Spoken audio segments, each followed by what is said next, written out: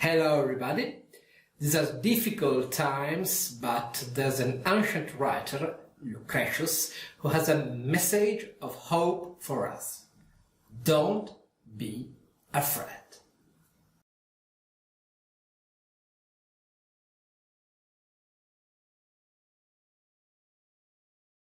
This lesson is about fear and freedom from fear.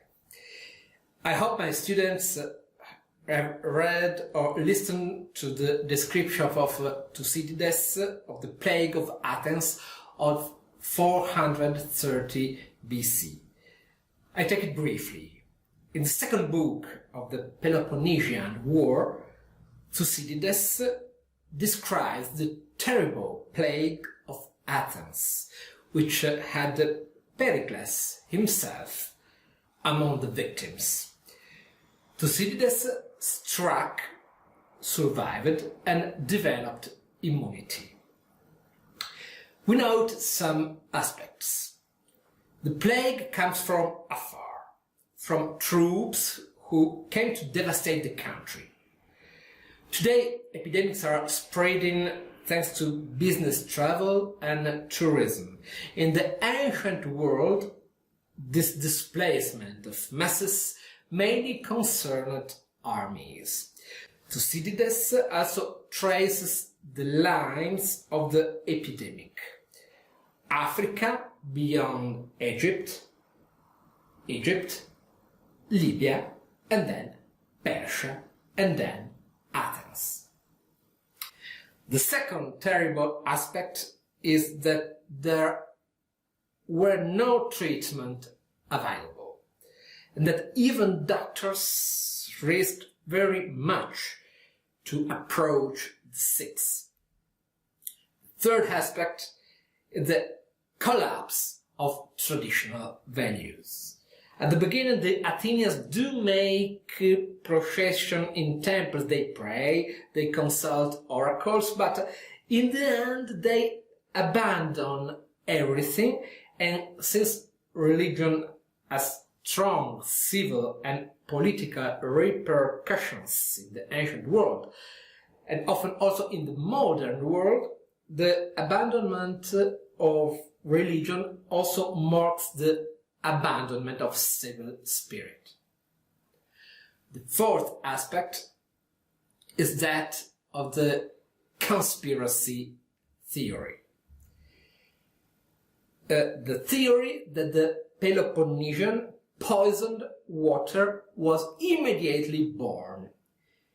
You'll have heard theories such as COVID-19 created in some mysterious lab.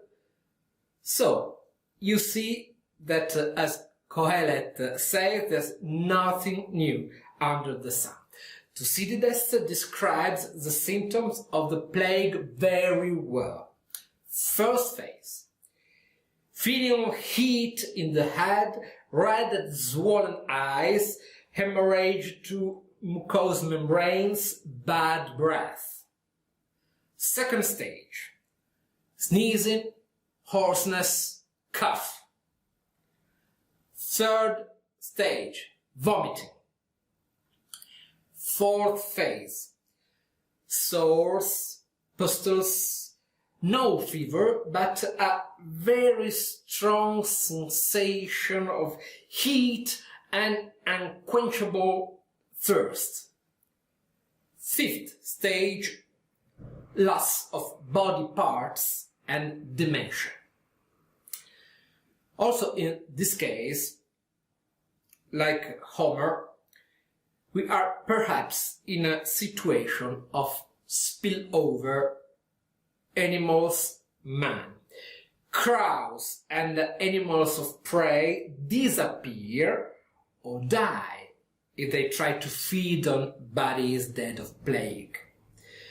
The most interesting point for us is chapter 51, in which Thucydides goes on to describe the reaction of the population. There's a total disorientation due to the ineffectiveness of the treatments. What worked for someone for someone else didn't work. In reality, nothing worked for anyone, but someone healed spontaneously, and the healing was attributed to the treatment followed in that case. This is a fallacy, a reasoning error, known as post hoc non propter hoc. After this does not mean because of this. The sick react with total surrender, and there's no way out. Some people were abandoned and died. Others were cured and died equally. Thucydides underlines the irony that the most generous people were punished by the god because they were more easily infected due to the contact. But what is most striking is the total collapse of the civilization. No one longer buries his beloved. Some throw the corpse of their loved ones dead on the pyre of another corpse. In the face of imminent death, no one respects any more the law of gods and men. They live thinking only of today and not of tomorrow. Remember this when we'll talk about Horace. These are tragic and beautiful pages, as well as the foundation of the Western plague narrative. They are truly a classic, and please reread them. Meanwhile, we see a famous variation on the theme. Today, we're talking about Lucretius. Omnia complebant locatectaque, quum adjusestu confertosita cerva timor s'accumulavat. Multa sitti prostrata viam, per proque voluta corpora sila nossa da quarum strata iacebat. Intraclusa anima nimiab dulcetina aquarum. Multaque per populi passim loca prompta, viasque, languida, sem animocum corpore membra videres, orrida pedoret pannis, coperta perire, corporis in luvie, belli super ossibus una, ulceribus tetris, propeiam sordeque sepulta, omnia denique sancta Deum delubra replerat corporibus, mors, ex animis onerataque passim, cuncta cadaveribus celestum templa manebant. Hospitibus loca, que complerant edituentes, nec iam religiodivum, nec numina magni pendebantur enim, presens dolor exuperabat, nec mosille sepulturere manebat in urbe, quoprius hic populus semper consuerat mari, perturbatus enim, totus trepidabat, et unus quisque suum pro se compostum mestus humabat. Multaque res subitet pauperta sorrida suasit, namque suos consanguineos aliena rogorum in super extructa ingenti clamore locabant, subdebantque faces. Multo cum sanguine sepe, rixantes potius, quam corpora desererentur. This is the ending of Lucretius' masterpiece and only work, the De Rerum Natura. Looks familiar, right? It's perfect, rewritten in Latin poetry of Thucydides. It would be too long to read it all. I invite you to do it by yourself.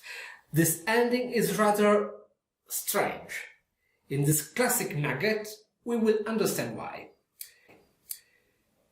We know practically nothing about Lucretius' life. He did not get involved in politics or public life. A contemporary of Cicero, he died about in 50 BC. He was certainly highly appreciated as a poet, because when he died, it was Cicero himself who took care of publishing the De Rerum Natura. Lucretius was one of the very few Roman philosophers. It's very surprising thing for people approaching to classics to discover that there were in fact very few philosophers at Rome. Basically three: Lucretius himself, Cicero and Seneca.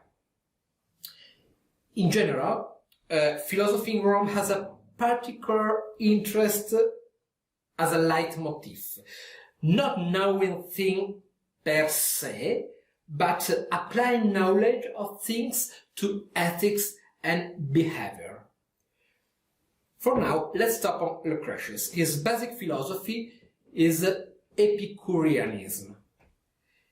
Epicurus lived approximately in 300 BC, more than 200 years before Lucretius, and he had written in prose. Lucretius intends to divulge his master's philosophy by writing in hexameters, because poetry is pleasant. He says it's like putting honey on the rim of the glass to give a medicine to a child. The De Rerum Natura is in 6 books, about 1,200 hexameters each. They're divided in pairs. The first 2, the microscopic world. Second 2, the visible world. Last 2, cosmology. Lucretius' project is ambitious. He wants to free man from the fear of gods and fear of death. All starts from the very essence of nature. The ancients discussed whether the matter was continuous or discrete. If I cut a sheet in 2, I can continue to divide it indefinitely, having an infinitely powerful lens and infinitely small scissors. Or, at some point, I get to something that cannot be cut. Epicurus supported the second hypothesis. He had the intuition of the existence of atoms. Atomos means not cuttable. This is an enormous intuition because it's based exclusively on an intellectual level with no knowledge of chemistry or physics, and which was proved only in 1808 by Dalton. For Epicurus, all matter is a sort of Lego blocks. It's caused by the aggregation of atoms that fall into the void with a random inclination that makes them combine. These things may appear like pre-scientific considerations, culturally interesting, but certainly not as emotional of Catullus or the Etamo, right? But no, because we too are made of atoms. And our soul too. Lucretius believed in the existence of a soul. Our soul is made of atoms. This has huge implication and allows us to give simple answers to complex questions. Where were we before we were born? We are like a Lego puppet. Where was this bunny before being a bunny? It was dismantled in a box. And we? What were we? We were dismantled atoms that then randomly aggregated. 2. What will happen to this bunny one day? I will eventually dismantle it and return it to the box. Can he go back to be a bunny again? Yes, but also a car, a small house. I can reassemble it in the shape of a bunny, but it will hardly be the same. It's certainly very unlikely to reassemble all the atoms which make up a man in the same order. Nothing is created, nothing is destroyed. It's only matter of build and dismantle. Nam certe non inter se stipata coheret materies. Quoniam minuirem quamqua videmus, et quasi longin quo fluere omnia cernimus evo, ex oculisque vetusta tem subducere nostris. Cum tamen incolumis videatur summa manere, proptere aquia quae decedunt corpora cuique, unde beunt minunt, quo venere augumine donant, illa senescere, et ec contra florescere cogunt, nec remorantur ibi, sic rerum summa novatur semper, et inter se mortales mutua vivunt, augescunt alie gentes, alie minuntur, inque brevis spatio mutantur, secla animantur, et quasi cursores vitae lampada tratunt. So, what is death? Death is nothing but the dissolution of its structure. The dismantled bunny is not a dead bunny. It's a bunny, it's a house, it's potentially a bridge, it's potentially an airplane, anything is potentially anything. We must not fear death, because when there is death, we are not there. You may find it terrible or consoling, the intention of Lucretius. This is a good news. It's at the nirvana, which for Buddhists is tied to a perfect and difficult to pursue ethics, was instead the normal condition that everyone will have after death. From such a very materialistic theft, you would expect Epicurus and Lucretius to be atheists. But in reality, they are not. Remember that they want to free man from the fear of the gods. Paradoxically, the fact that we die definitively reassures us there will be no penalties in the afterlife. But there's a second reason. In the first lesson, we introduced the problem of theodicy. Suppose that there is God. God exists, and evil exists. It's a bit of paradox, as hate and love. Hence some obvious questions. If God exists, why are bad guys often successful? Why do innocent children die of cancer? Why are there wars? Why did God allow the Shoah? There are usually two solutions to this question.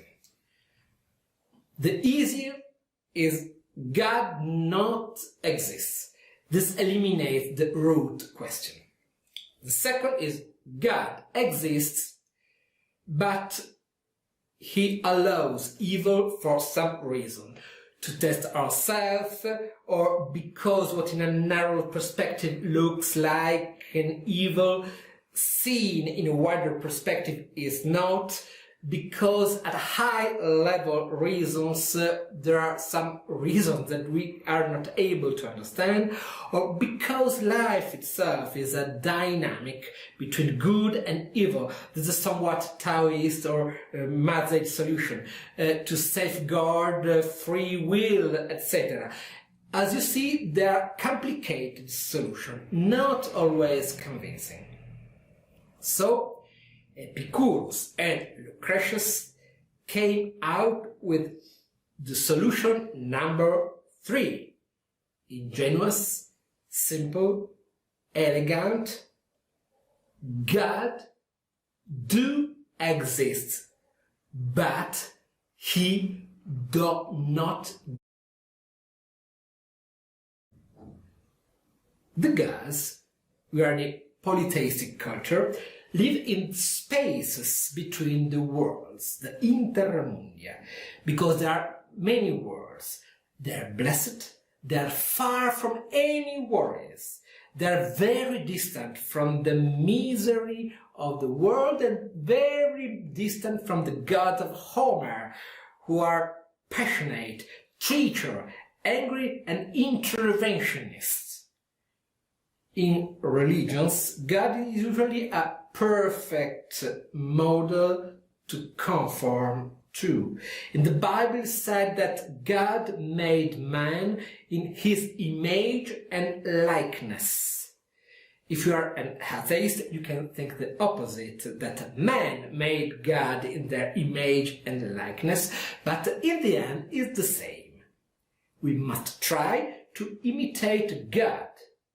And if God spends his time resting, peaceful and indifferent, so we must try too to be peaceful and indifferent. This introduces the concept of pleasure in Epicurus. Happiness is obtaining pleasure, but what is pleasure? If you search Epicurean in an English dictionary, you will find this definition.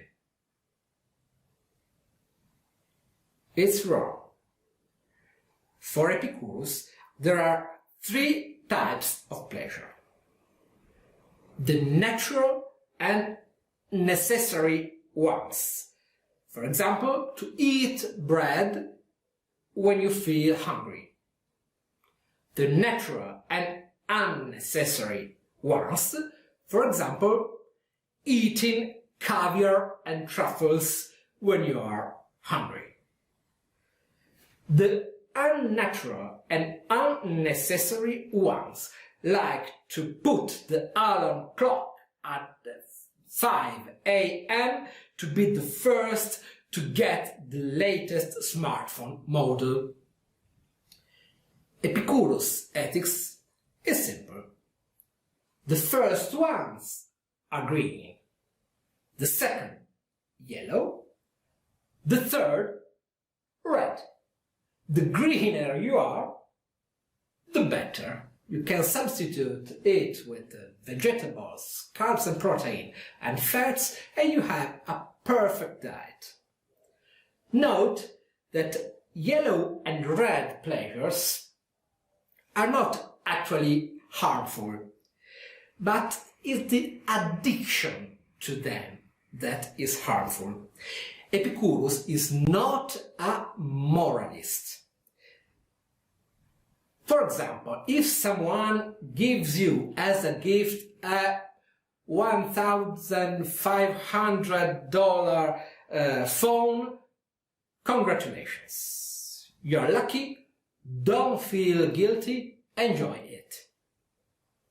The problem is if you don't sleep at night to get it, if you save on food to spare money to get it, when you have to live in the fear that it will be stolen, and especially if when you have it, you are already thinking about the model after.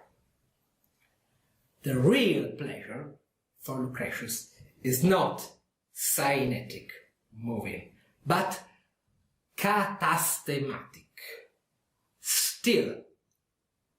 That is, the lack of desire. Therefore, when using the adjective Epicurean as someone who lives pursuing pleasure, it is necessary to clarify what this pleasure actually is. In general, Epicurus endorses the pleasure that is not addictive. Bad news for romantic people. Among these pleasures, there's love, which for Lucretius, as a materialist, is substantially limited to the sexual drive. You're young, you fell in love, you know that love is an endless source of stress. It makes you lose completely rationality, it lowers your IQ about 50 points. Briefly, bad news. For Lucretius, no sex, no drugs, some doubt about rock and roll. A curious fact, however, is an appreciation for friendship. But with a clarification, one must only befriend philosophers. In short, we must keep away from stupid and uneducated people because they drag us to their level and cause to us anxiety. In short, Lucretius and Epicurus tell us that it's not a problem. We are free. Nobody will judge us in another world. We may enjoy things, but must care about any addiction. Let us not be entrapped by passions, by career, by the desire for wealth, by competition. In this kind of things, it's more what we lose than what we earn. We must learn how to live happy with ourselves and with a few trusted friends that will help us to be better. I don't say I agree or disagree with any of these statements. Please judge them by yourself. Certainly they are an excellent starting point and they could be a good guide to self-empowerment. The curious fact is that, as we said in the beginning, this poem with such an optimistic purpose ends with the terrible description of the plague of Athens. And so, in the end, you don't remain free from fear, you remain very anguished. There's a reason. Most likely the poem is unfinished, perhaps due to Lucretius' death.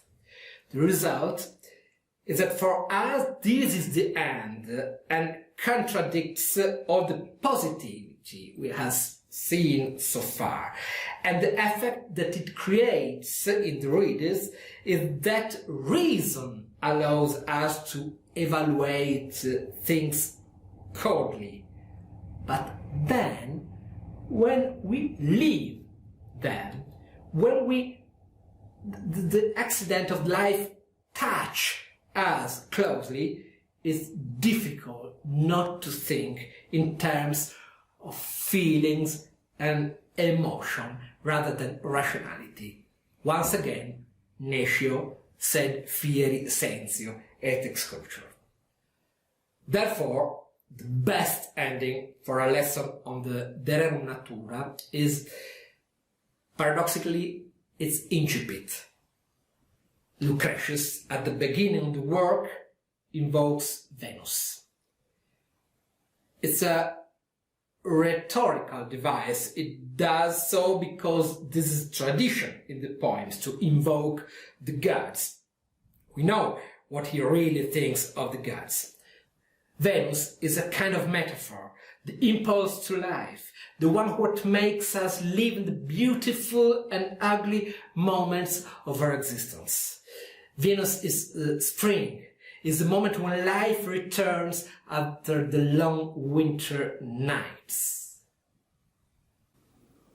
Ene adum genetrix, hominum divunque voluptas, alma Venus, celi sub terra benti assigna, que mare navigerum, que terras frugiferentis concelebras, per te quoniam genus omne animantus concipitur, visitque exortum lumina solis, te dea, te fugiunt venti, te nubila celi, adventumque tuum, tibi suavis deda latellus submittit flores, tibi rident, equora ponti placatumque nitet diffuso lumine celum.